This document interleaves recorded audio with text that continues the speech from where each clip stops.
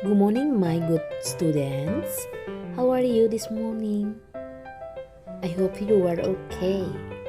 Well, before we start our online learning, we have to pray first. Let's pray. In the name of the Father, and of the Son, and of the Holy Spirit. Amen. Now we are going to learn about tema 5, ekosistem. Subtema 1, komponen ekosistem. Tujuan pembelajaran. Peserta didik mampu membedakan daur hidup hewan. Peserta didik mampu membuat diagram daur hidup hewan. Peserta didik mampu menguraikan informasi penting dalam bentuk peta pikiran atau mind map. Daur hidup hewan. Daur hidup hewan adalah suatu proses perubahan dalam pertumbuhan dan perkembangan yang dialami hewan sepanjang hidupnya. Daur hidup hewan dimulai dari telur atau saat kelahiran hingga menjadi hewan dewasa yang dapat bereproduksi. Berdasarkan perubahan bentuk hewan, daur hidup hewan dibedakan menjadi hewan bermetamorfosis dan hewan tidak bermetamorfosis. 1.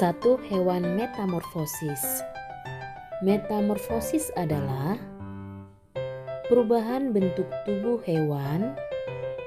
Bentuk hewan muda sangat berbeda dengan hewan dewasanya. Ada 2 pengelompokan metamorfosis, yaitu metamorfosis sempurna dan metamorfosis tidak sempurna. A. Metamorfosis sempurna.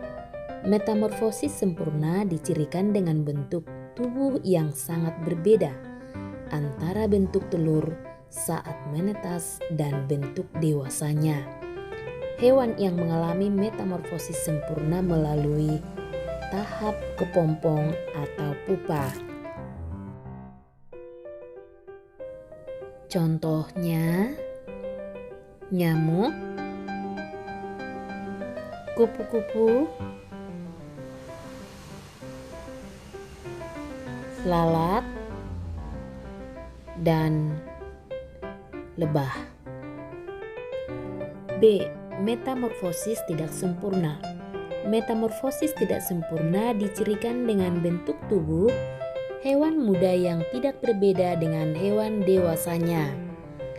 Hewan yang mengalami metamorfosis tidak sempurna tidak melalui tahap kepompong atau pupa, akan tetapi melalui tahapan peralihan yang disebut nimpa.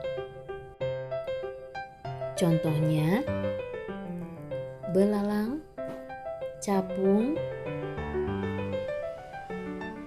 jangkrik, dan kecoa.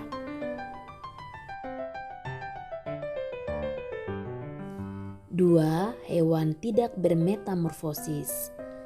Tidak semua hewan mengalami perubahan bentuk dan penambahan struktur tubuh. Hewan yang bentuk dan struktur tubuhnya sama saat masih muda sampai hewan tersebut dewasa, hewan tersebut dikelompokkan sebagai hewan yang tidak bermetamorfosis. Contohnya kucing, ayam, dan anjing.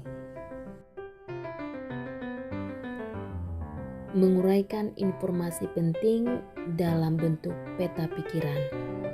Peta pikiran merupakan suatu cara mencatat kreatif dan efektif yang disajikan secara ringkas. Peta pikiran bisa disajikan berbentuk cabang, seperti pohon. Membuat daftar pertanyaan dapat menggunakan kata tanya seperti apa, siapa, di mana, kapan, mengapa, dan bagaimana. Ayo berlatih. Bacalah teks berikut dengan saksama. Tentukan informasi penting pada teks tersebut dan tuliskan ke dalam peta pikiran. Teks siklus hidup nyamuk Aedes aegypti penyebab demam berdarah pada buku Bupena 5B halaman 93 sampai 94. Berikut lengkapilah peta pikiran atau mind map berikut sesuai dengan teks yang sudah kamu baca. I think enough for today, smart students.